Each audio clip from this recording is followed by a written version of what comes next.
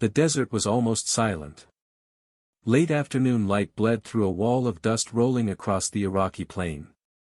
Visibility had collapsed to a few hundred meters. Sand scraped against armored steel as American tanks moved forward through the storm.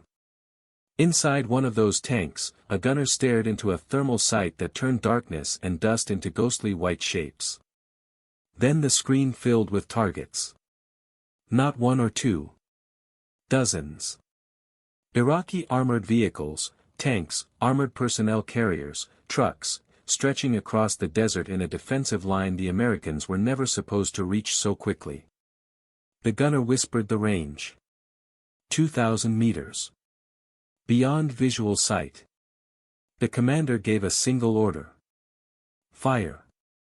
Within minutes, entire Iraqi formations began exploding in the storm, while many of their crews never even saw the enemy that was killing them. But the real question was even stranger. How had one cavalry regiment driven straight into the heart of an entire Republican Guard brigade, and destroyed it almost blindly in a sandstorm? The answer begins days earlier in the vast deserts of southern Iraq. The story of 73 Easting cannot be understood without first understanding the war that created it. In August of 1990, the balance of power in the Middle East shattered almost overnight. The army of Saddam Hussein crossed the border into Kuwait with overwhelming speed. Iraqi armored divisions rolled through the small oil-rich nation in less than 48 hours. Within days, Kuwait was annexed as Iraq's 19th province. The invasion alarmed the world for a simple reason. The Iraqi military was enormous. By 1990, Iraq possessed one of the largest armies on earth. Nearly 1 million soldiers under arms. Thousands of tanks. Massive artillery formations. Elite Republican Guard divisions that had survived 8 brutal years of war against Iran. To many analysts at the time, Saddam Hussein appeared to command the 4th most powerful military in the world. And now that military sat directly on the doorstep of Saudi Arabia and the Persian Gulf's vast oil reserves. The response from the international community came quickly. Under the leadership of the United States, a massive coalition of nations began assembling forces to push Iraq out of Kuwait. Troops poured into Saudi Arabia throughout late 1990. Tanks, aircraft, artillery, and logistics units arrived in numbers not seen since the Second World War. The operation was called Desert Shield. It was defensive at first. But everyone understood what was coming next. By early 1991, the coalition force had grown into one of the most technologically advanced armies ever assembled. The United States alone deployed more than 500,000 personnel to the region. At the center of this massive force stood the U.S. Army's heavy armored formations. Abrams tanks. Bradley fighting vehicles. Long-range artillery. Attack helicopters. And perhaps most important of all, a doctrine that had been refined during the Cold War for one terrifying scenario, a massive armored war against the Soviet Union in Europe. The doctrine was called Airland Battle. It emphasized speed, coordination, and the destruction of enemy forces before they could organize a coherent defense. But doctrine alone would not decide the coming war. Because the battlefield itself presented its own challenges. Southern Iraq and Kuwait were dominated by vast stretches of open desert. Flat terrain stretched for miles in every direction, broken only by low ridges, scattered oil installations, and shallow depressions carved by wind and time. There were few natural landmarks. Navigation in such an environment was notoriously difficult. Units could easily lose orientation when visibility dropped. And visibility in the desert could drop suddenly. Sandstorms could appear without warning, turning the horizon into a brown wall of dust that swallowed vehicles and erased distance. Temperatures fluctuated dramatically between day and night. Fine sand penetrated engines, weapons, optics, and electronics. Yet the same open terrain that created these challenges also favored armored warfare. In Europe, forests and cities restricted tank maneuver. In the Iraqi desert, armored formations could move freely across enormous distances. This would become crucial, because the coalition did not intend to simply push Iraqi forces out of Kuwait head-on. Instead, coalition commanders planned something far more ambitious. A massive armored maneuver that would sweep around the western flank of Iraqi defenses, cut off their escape routes, and collapse the entire defensive line from behind. It would become known as the famous left hook. And at the very tip of that maneuver stood a relatively small but extremely important unit. The U.S. Army's 2nd Armored Cavalry Regiment. Unlike a standard armored division, a cavalry regiment had a very specific role. It was designed to move ahead of the main force, to find the enemy, to make contact, and to report what lay ahead. But cavalry units did more than observe. When necessary, they fought. The regiment was built around fast, aggressive reconnaissance elements equipped with M1A1 Abrams tanks, M3 Bradley cavalry fighting vehicles, artillery batteries, and attack helicopters. These units were trained to operate independently, pushing deep into uncertain territory to locate enemy formations before the main armored divisions arrived. It was dangerous work, because cavalry units were often the first to collide with whatever waited ahead. In February 1991, the regiment crossed into Iraq as part of the coalition ground offensive that began after weeks of devastating airstrikes. Coalition aircraft had pounded Iraqi military infrastructure relentlessly. Command centers destroyed. Radar sites eliminated. Bridges and supply lines shattered. From the air, it appeared that Iraqi forces had already been crippled. But appearances on a bombing map could be deceptive. Many Iraqi armored units were still intact, especially the Republican Guard. These formations represented the elite corps of Saddam Hussein's army. Better trained, better equipped, and politically trusted to defend the regime. Several Republican Guard divisions had been positioned behind the front lines in southern Iraq as a strategic reserve. Their job was simple. If the coalition attacked, they would counterattack. And if the Iraqi army began collapsing, they would cover the retreat. Some of these divisions were equipped with hundreds of armored vehicles, tanks, infantry fighting vehicles, artillery. They had dug defensive positions across the desert, using earthworks and camouflage to conceal their positions from aerial reconnaissance. From a distance, the terrain looked empty. But beneath the sand were entire armored formations waiting for the coalition advance. And this is where the 2nd Armored Cavalry Regiment entered the story. Their mission was to move forward across the Iraqi desert and locate the Republican Guard. They would identify the defensive lines, determine the strength of Iraqi forces, and guide the advance of the U.S. 7 Corps behind them. In theory, the regiment would find the enemy, then report back. But war rarely follows theory. Because on February 26, 1991, something unexpected happened. The cavalry did not simply find the Republican Guard. They drove straight into it. And in the chaos of dust, steel, and long-range tank fire, a battle began that would become one of the most one-sided armored engagements in modern military history. But that wasn't the strange part. The strange part was how the Americans were able to see, and destroy, enemy forces that often could not see them at all.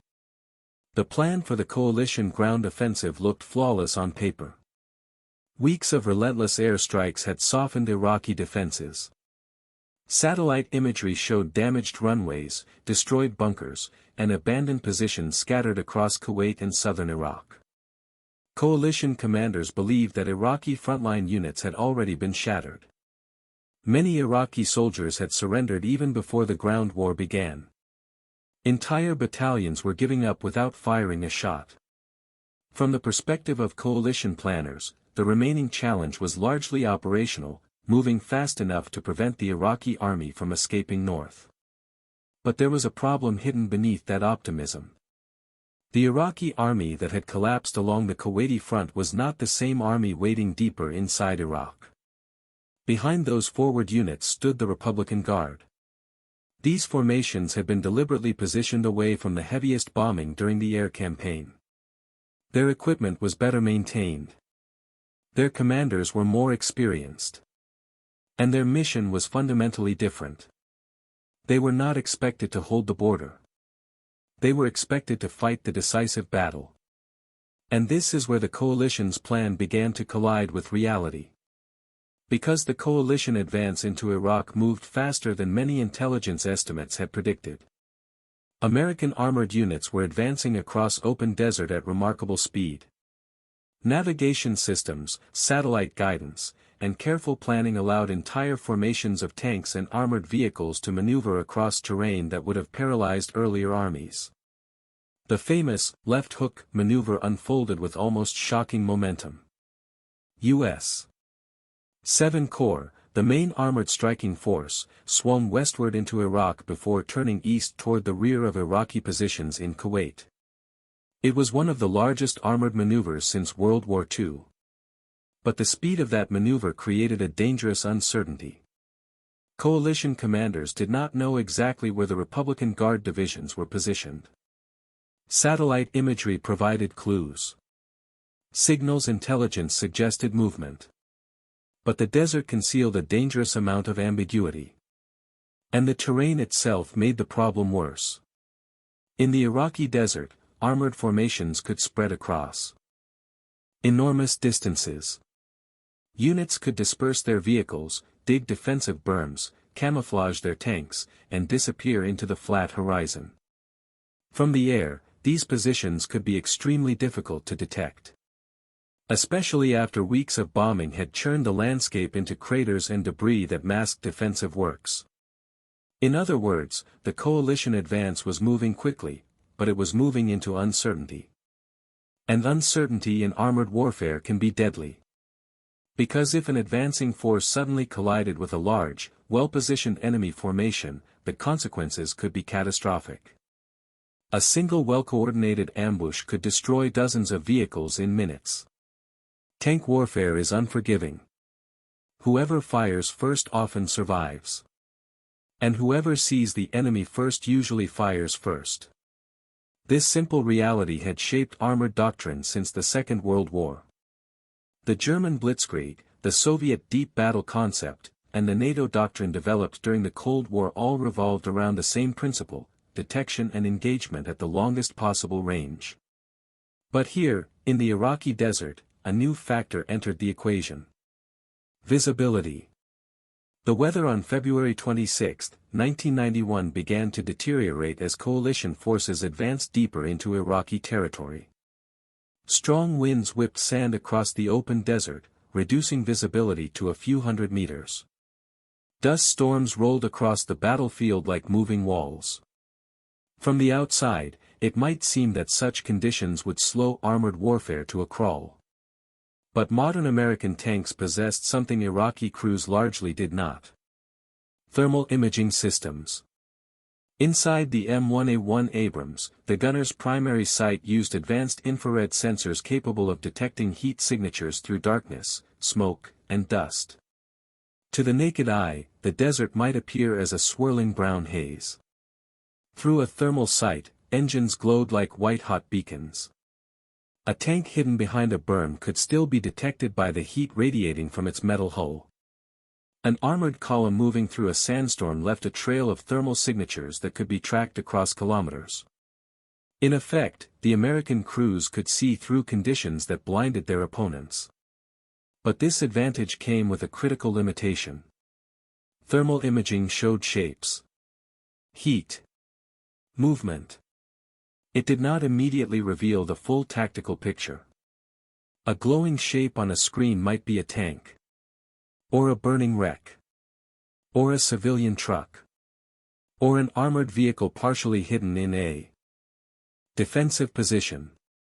Crews had to interpret what they were seeing in seconds. And in the confusion of battle, misinterpretation could be fatal.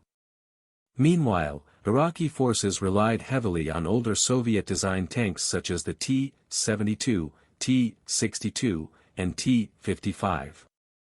Some of these vehicles possessed night vision equipment, but most relied on active infrared systems or simple optical sights. In the thick dust storms of the Iraqi desert, these systems were severely limited. Their effective engagement range could drop dramatically. While American crews could detect targets beyond 2 kilometers, Iraqi tank gunners often struggled to see clearly beyond a few hundred meters. And this imbalance was about to collide violently with the mission assigned to the 2nd Armored Cavalry Regiment. The regiment had been ordered to advance east across the desert and establish contact with Iraqi forces. Their job was reconnaissance. They were not supposed to fight a large battle. Behind them, several massive armored divisions were moving forward as part of 7 Corps. If the cavalry encountered significant enemy resistance, they were expected to report the contact and allow the heavier divisions to move into position. But the desert had its own logic.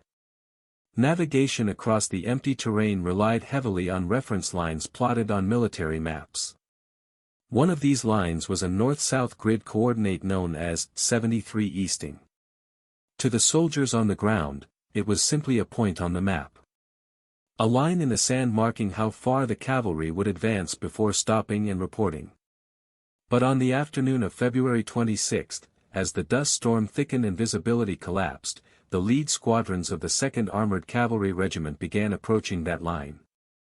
They expected to find scattered Iraqi units. Perhaps light resistance.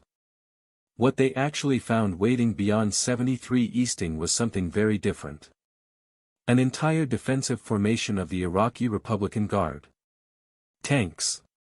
Infantry fighting vehicles. Anti-tank weapons. Hundreds of armored vehicles dug into prepared positions across the desert. And the cavalry was about to drive straight into the middle of it. What happened next would unfold in minutes. And once it began, there would be no turning back.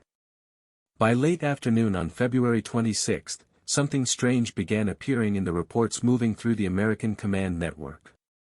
Forward elements of the 2nd Armored Cavalry Regiment were encountering Iraqi vehicles earlier than expected. At first, the contacts seemed small. Scattered trucks. Occasional armored vehicles. Nothing that suggested a major defensive line. But the pattern kept repeating. Reconnaissance elements reported burning vehicles half buried in sand berms. Others spotted abandoned fighting positions. Some Iraqi soldiers were surrendering immediately when American vehicles approached. Yet other positions were still occupied. And the reports coming from the front carried a subtle tone of confusion. Because some Iraqi vehicles appeared carefully dug in. Their turrets pointed west. Their guns aligned toward the exact direction from which the American advance was coming. This was not the behavior of a shattered army in retreat. This looked like preparation. And this is where the story becomes more complicated. The Iraqi units facing the American advance were not random remnants of earlier formations. They belonged to the Tawakalna Division of the Republican Guard. The name carried weight inside Saddam Hussein's military. The Tawakalna Division had fought during the Iran-Iraq War. Its officers had experience in armored combat. Its soldiers were considered politically reliable. The division had been positioned in southern Iraq as part of the Republican Guard's defensive belt, intended to slow or blunt any coalition breakthrough. Their orders were simple. Hold the line. Delay the enemy. Buy time for other Iraqi forces to reorganize further north. And from their perspective, the terrain seemed ideal. The desert offered wide fields of fire for anti-tank weapons. Defensive berms had been constructed across sections of the battlefield. Vehicles were dug into shallow fighting positions designed to expose only their turrets above the sand. Infantry fighting vehicles were positioned nearby to support the tanks. Artillery batteries were placed further to the rear. From the Iraqi side of the battlefield, the defensive line looked formidable. But there was a critical weakness hidden inside that defense. Many Iraqi commanders believed the coalition would attack directly into Kuwait from the south. They expected the main battle to occur closer to the Kuwaiti border. The massive armored maneuver sweeping around their western flank had caught many units by surprise. And worse, the weather was now working against them. The sandstorm that swept across the battlefield reduced visual range dramatically. For Iraqi tank crews relying on optical sights, the world beyond a few hundred meters disappeared into swirling dust. Engaging a target required seeing it. And seeing it was becoming nearly impossible. But that was only half of the mystery. Because Iraqi commanders began receiving scattered reports that made little sense. American vehicles were appearing suddenly through the dust, engaging targets at ranges far beyond what Iraqi gunners believed possible under those conditions. Some Iraqi crews reported tanks being destroyed before they even saw the enemy that fired. Others described bright flashes appearing through the storm, followed seconds later by explosions ripping through their armored hulls. At first, some commanders believed they were under attack by helicopters. But no aircraft appeared. Only distant flashes through the sand. Then more tanks began burning. And more. And this is where the battlefield began producing statistics that baffled observers afterward. American cavalry units were destroying Iraqi vehicles at ranges exceeding 2 kilometers. In a sandstorm. At distances where Iraqi crews often could not even identify the attackers. The explanation lay inside the Abrams tank. The thermal imaging systems mounted inside the American vehicles turned the battlefield into something entirely different. While Iraqi crews saw a wall of dust, American gunners saw bright silhouettes. Engines glowed. Tracks radiated heat. Armored vehicles hidden behind sand berms revealed themselves as white shapes against the cooler background of the desert. To the American crews, the battlefield looked almost illuminated. But even with that advantage, another mystery remained. Because the cavalry regiment advancing toward the Iraqi defensive line was not supposed to fight an entire Republican Guard division. Their mission was reconnaissance. Find the enemy. Report back. Let the heavy divisions handle the battle. Yet as the lead American squadrons approached the map coordinate known as 73 Easting, something unusual began to happen. The cavalry did not stop. The units kept moving forward. Contact reports increased. Enemy vehicles appeared in greater numbers. Bradley scouts reported tanks. Abrams crews began firing.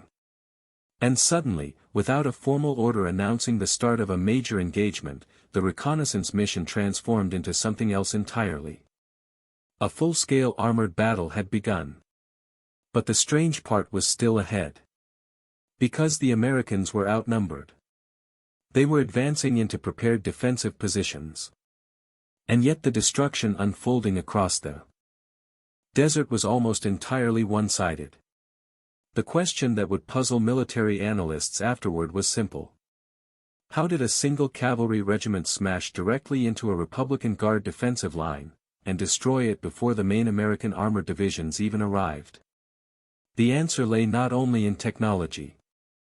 It lay in doctrine, training, and a very specific way of fighting armored battles that had been developed during the Cold War for a war that never happened in Europe. To understand why the Battle of 73 Easting unfolded the way it did, you have to step back nearly 20 years before the Gulf War.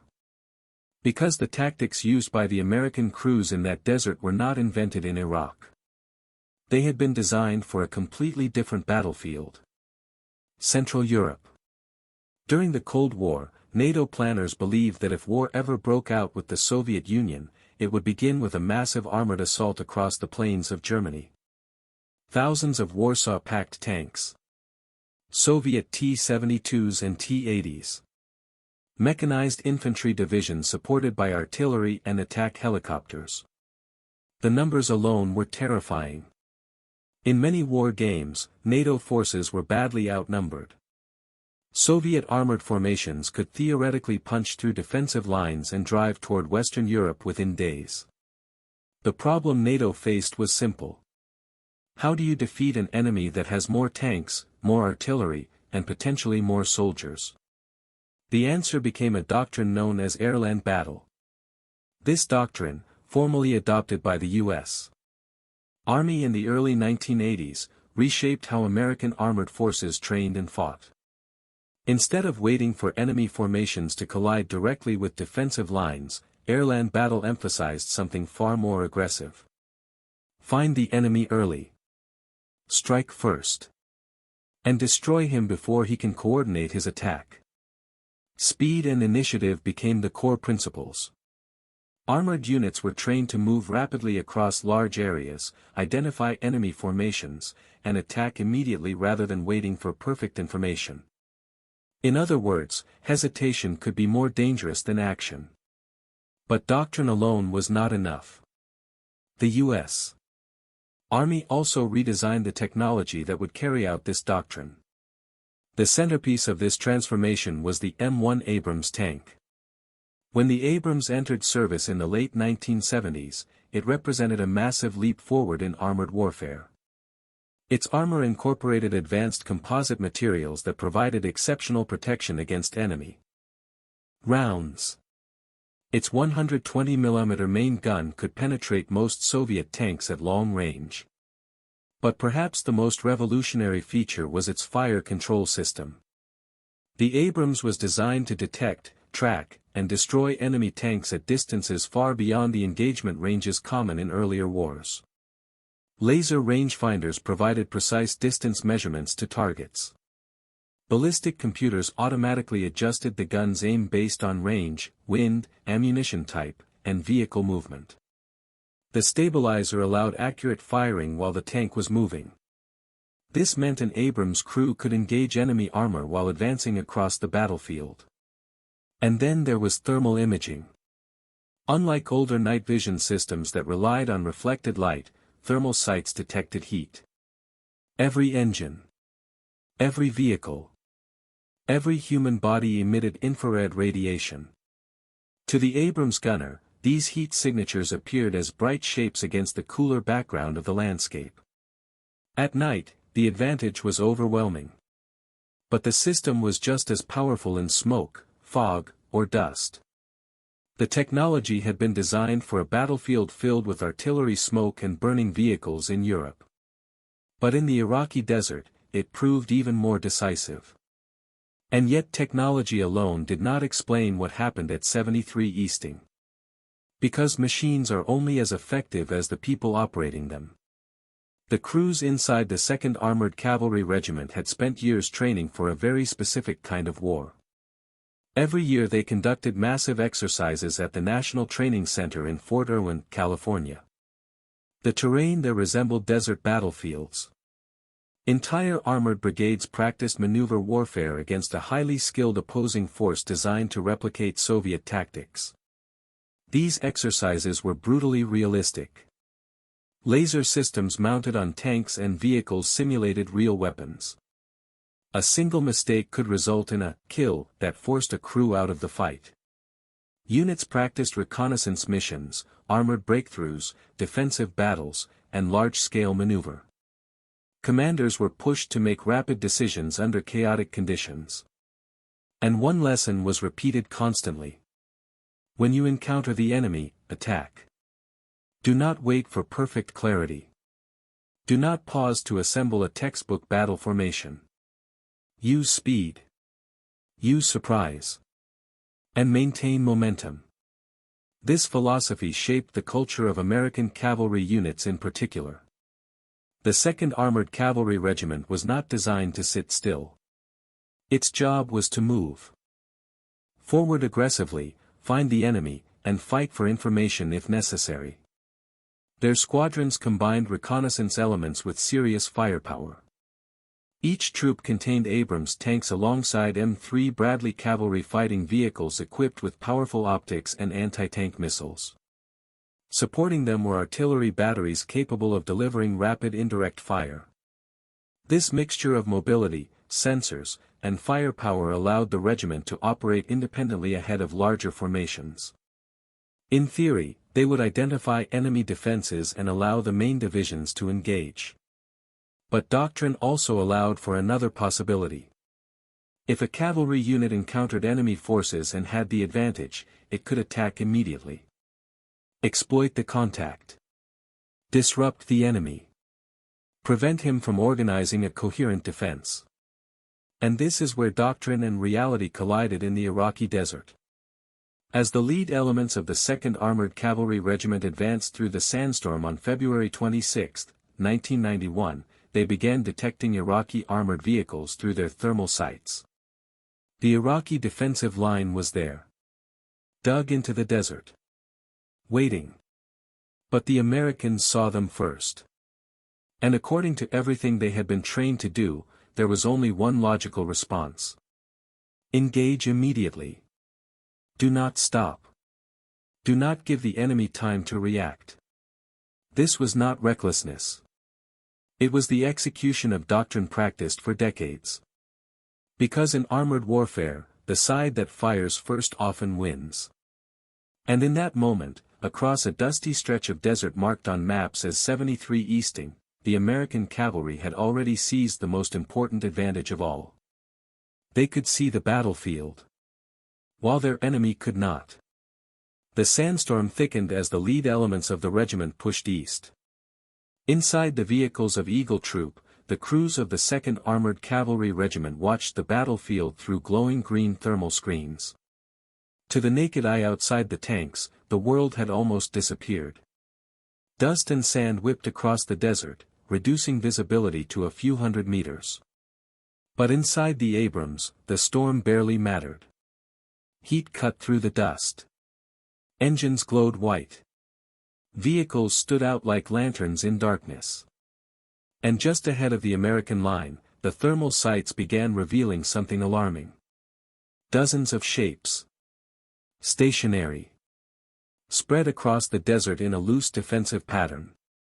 Some were partially hidden behind berms. Others appeared dug into shallow fighting positions. The outlines were unmistakable. Tanks. The time was shortly after 4:30 in the afternoon on February 26, 1991. Leading the advance was Eagle Troop, commanded by Captain H.R. McMaster, a young officer whose unit had been pushing forward through the storm at high speed. His troop consisted of 9 M1A1 Abrams tanks and 12 Bradley cavalry fighting vehicles. They had been advancing cautiously, scanning the terrain as they approached the map coordinate known as 73 Easting. Then the contacts appeared. At first, only a few. But as the troop moved forward, more and more heat signatures appeared across the screens. Entire clusters of vehicles. McMaster immediately understood what they had found. This was no scattered resistance. They had run straight into a major Iraqi defensive position. But that realization came at almost the same moment the gunners were already preparing to fire. Because the Iraqi vehicles were visible. And according to every rule of armored warfare the crews had trained for, the moment you see the enemy is the moment you engage. McMaster gave the order to attack. The Abrams tanks accelerated through the storm. And the first shots rang out across the desert. The American tanks opened fire at ranges approaching 2,000 meters. Their 120mm guns thundered, sending armor-piercing rounds screaming through the dust. Seconds later, Iraqi vehicles began exploding. Through the thermal sights, the effect was almost surreal. One glowing silhouette would suddenly erupt into a brighter flash, followed by flames as ammunition cooked off inside the vehicle. But the Iraqi crews often never saw what hit them. The sandstorm that hid the battlefield from human eyes did almost nothing to hide them from the thermal optics of the Abrams. One by one, Iraqi tanks began burning. Bradley fighting vehicles moved alongside the Abrams, their crews scanning the battlefield with powerful optics. Some engaged targets with TOW anti-tank missiles.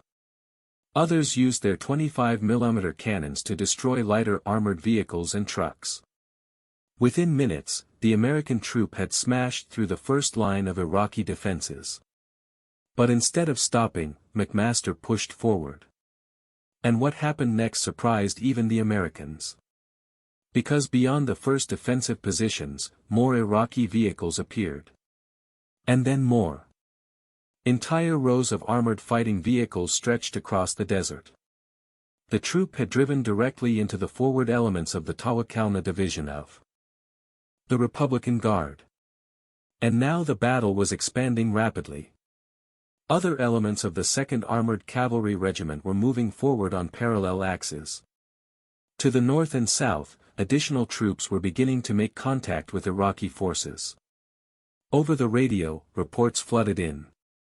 Enemy tanks front. Multiple armored vehicles. Engaging. Across the front of the regiment, separate firefights were erupting as American units encountered the Iraqi defensive belt. But the tempo of the battle favored the Americans. The thermal advantage allowed Abrams crews to detect targets before Iraqi gunners could identify them visually. Once detected, the ballistic computers inside the tanks allowed precise shots at extreme range. Many Iraqi vehicles were destroyed before their crews even realized they were under attack. Others attempted to return fire. Occasionally an Iraqi tank round streaked through the dust, but most shots fell short or passed wide of their targets. The engagement ranges were simply too long for many Iraqi systems operating in such poor visibility. Meanwhile, the American cavalry continued advancing. This was perhaps the most remarkable aspect of the battle. The regiment did not halt and form a defensive line. Instead, the cavalry attacked directly into the Republican Guard positions, using speed and aggression to prevent Iraqi forces from organizing a coordinated defense. Abrams tanks moved forward in bounding formations, one group firing while another advanced. Bradley vehicles followed closely, scanning for threats and engaging lighter targets. Artillery units supporting the regiment began firing missions as well, adding explosions across the battlefield. The Iraqi defensive line began collapsing almost immediately. Vehicles attempted to maneuver. Some crews abandoned their tanks and fled. Others tried to reposition their vehicles behind berms, only to be detected instantly through thermal optics. And then there were the moments of sudden, violent close combat. As the American vehicles advanced deeper into the Iraqi positions, engagement ranges sometimes dropped to only a few hundred meters. At those distances, tank rounds struck with terrifying effect. Armor shattered. Turrets were blown off. Fuel ignited. Within less than half an hour, the forward elements of the Tawakalna division had been shattered. More than 100 Iraqi armored vehicles lay burning across the desert.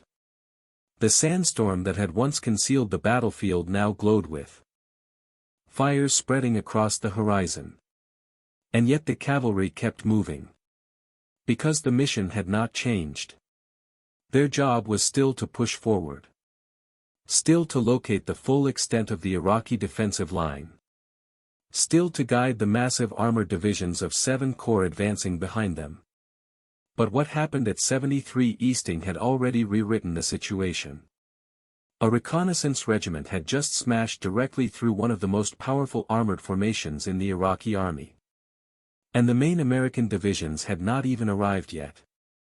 What happened at 73 Easting looked almost effortless in the moment. But when military analysts later reconstructed the battle, they discovered that the outcome had not been a simple accident of technology. It was the result of several tactical advantages working together at exactly the right moment.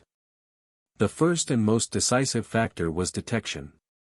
In armored warfare, the side that sees the enemy first usually wins. At 73 Easting, American crews consistently detected Iraqi vehicles long before Iraqi gunners could identify their attackers.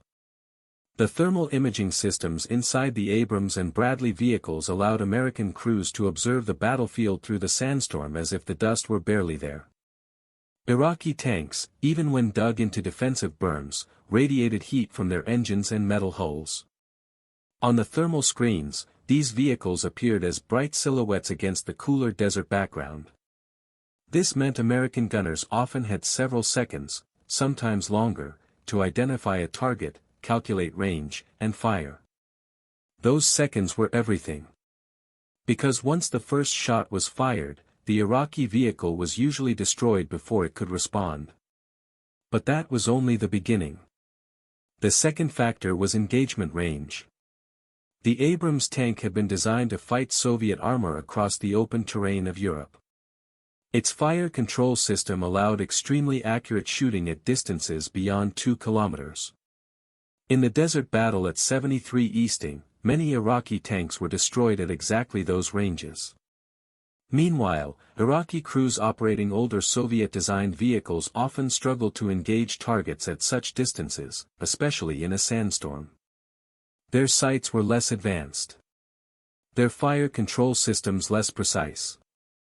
Their ability to identify distant targets severely limited by dust and poor optics. The result was a battlefield where American tanks could fire accurately at enemies who could barely see them. But even that advantage alone would not fully explain the speed of the Iraqi collapse. Because the third factor was momentum. Once Eagle Troop and the other cavalry units made contact, they did not pause. This was a deliberate tactical decision rooted in Cold War doctrine. If a reconnaissance unit stopped after encountering resistance, it risked allowing the enemy to organize a defense. Instead, the American cavalry attacked immediately and kept moving forward. Abrams tanks advanced in bounding overwatch formations. One element fired while another moved. Bradley vehicles scanned for threats on the flanks. This constant movement created chaos inside the Iraqi defensive positions. Units that might have formed coordinated firing lines instead faced a rapidly shifting battlefield where enemy vehicles appeared suddenly through the dust. Some Iraqi crews attempted to reposition their tanks. Others tried to withdraw. But these movements only made them more visible through thermal optics. And this is where another advantage appeared. Training. The crews of the 2nd Armored Cavalry Regiment had spent years rehearsing exactly this kind of battle at the National Training Center. Those exercises were designed to replicate engagements against Soviet-style armored forces. Opposing units used realistic tactics. Electronic systems simulated the effects of real weapons. Commanders learned to make decisions quickly under conditions of uncertainty and confusion. And one lesson had been repeated again and again. When contact occurs, act immediately. The officers and crews at 73 Easting did not need time to debate their options. They had trained for this moment. The speed of their reactions came from repetition. Tank commanders identified targets. Gunners engaged instantly. Drivers maneuvered without hesitation. Entire crews operated almost as a single system. But perhaps the most subtle factor of all was command initiative. The battle at 73 Easting was not directed in minute detail from higher headquarters. Instead, troop and squadron commanders made rapid decisions based on the situation unfolding in front of them. Captain H.R. McMaster's decision to attack immediately when his troop encountered the Iraqi defensive line became one of the defining moments of the battle. He did not stop to request new orders. He assessed the situation, recognized the advantage his unit possessed, and exploited it. Other troop commanders did the same across the front of the regiment. This decentralized style of command allowed the cavalry to move faster than the Iraqi defenders could react. And that speed proved devastating. Because the Iraqi defensive system relied on coordination between tanks, infantry, and artillery. Once American units began smashing through individual positions, that coordination collapsed. Some Iraqi crews fought bravely. Others attempted to withdraw or surrender. But the defensive line had already fractured. Within less than 2 hours, the forward elements of the Tawakalna division had been destroyed or scattered. Burning vehicles marked the path of the American advance across the desert. When the battle finally slowed, the scale of the destruction became clear. Hundreds of Iraqi vehicles had been destroyed or abandoned. Dozens of tanks lay burning across the battlefield. Meanwhile, American losses were astonishingly small. The engagement at 73 Easting had demonstrated something that military planners had only theorized before. When advanced sensors, superior training, aggressive doctrine, and rapid command decisions combined on the battlefield, the results could be overwhelmingly decisive. But the significance of that desert battle extended far beyond the destroyed vehicles scattered across the sand. Because what happened at 73 Easting revealed something profound about modern warfare. And it forced militaries around the world to reconsider how armored battles would be fought in the future. When the fires at 73 Easting finally began to fade, the battlefield looked like the aftermath of a storm made of steel. Across the desert floor, wrecked vehicles burned in long rows where the Iraqi defensive line had once stood. Tanks lay twisted in shallow fighting positions. Armored personnel carriers smoldered beside abandoned weapons and scattered equipment. For the soldiers of the 2nd Armored Cavalry Regiment, the battle had unfolded so quickly that many barely had time to process what had happened. Less than 2 hours earlier, they had been advancing cautiously through a sandstorm on a reconnaissance mission. Now they had shattered the forward elements of one of Iraq's most elite armored divisions. And the implications of that moment were enormous. Because the Battle of 73 Easting revealed a transformation in armored warfare that had been developing quietly for decades. The most obvious lesson was technological. Thermal imaging had fundamentally changed the nature of the battlefield. For centuries, visibility had been one of the great equalizers in combat. Darkness, smoke, fog, or dust could blind armies and slow battles to a crawl. But at 73 Easting, the sandstorm that obscured the battlefield for Iraqi crews barely affected the American tanks. The ability to see through the dust turned the environment itself into an advantage. In a sense, the American crews were fighting a battle their enemy could not fully perceive. And this technological edge was not limited to thermal sights alone. Advanced fire control systems allowed Abrams tanks to calculate firing solutions almost instantly.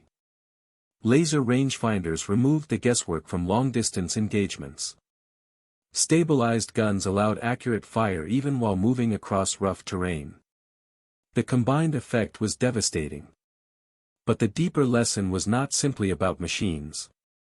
Because technology alone does not win battles. The victory at 73 Easting also demonstrated the importance of training and doctrine. The American crews did not hesitate when they encountered the Iraqi defensive line. They reacted instantly. They advanced aggressively. They applied the principles of maneuver warfare exactly as they had practiced during years of training exercises. Their response was not improvised. It was rehearsed. For decades during the Cold War, the U.S. Army had prepared for the possibility of fighting massive armored battles against the Soviet Union in Europe. That war never happened. But the preparation for it shaped the soldiers who fought in Iraq.